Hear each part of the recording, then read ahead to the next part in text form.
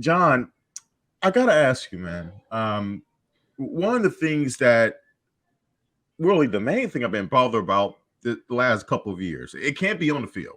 It's not on the field. I can't be dissatisfied with two straight Big Ten titles, two straight wins over Ohio State, two straight trips to the to the CFP.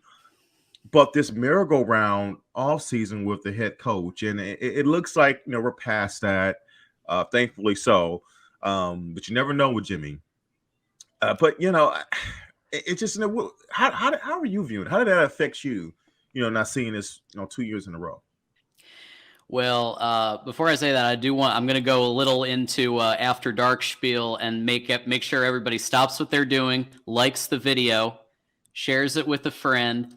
Absolutely. And if you want your comment or question posted for the Dre and Mark and myself to answer, please send a super chat. It helps the channel, all of that good stuff.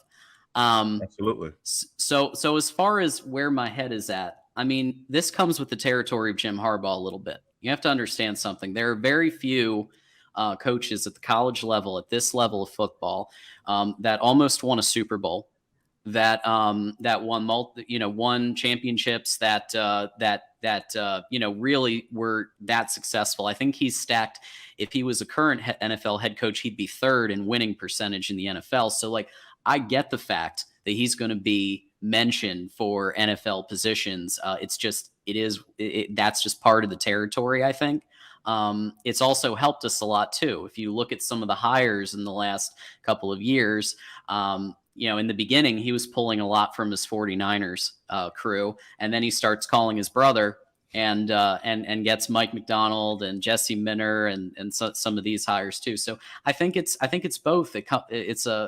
It's tough sometimes. It's tough to deal with sometimes. But at the end of the day, he turned the Broncos down twice, folks.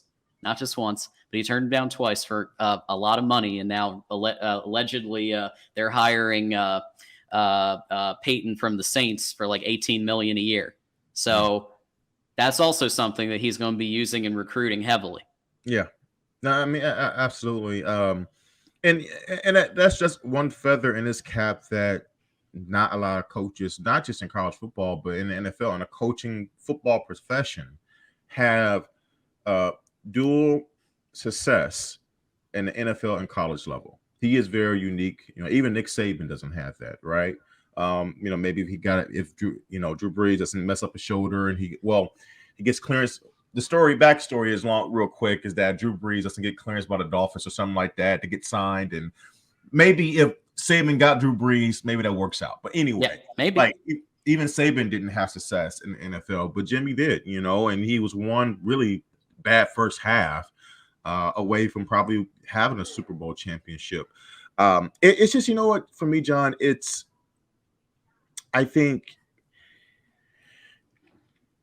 it's a lack of, I think, transparency at times, and you just wish.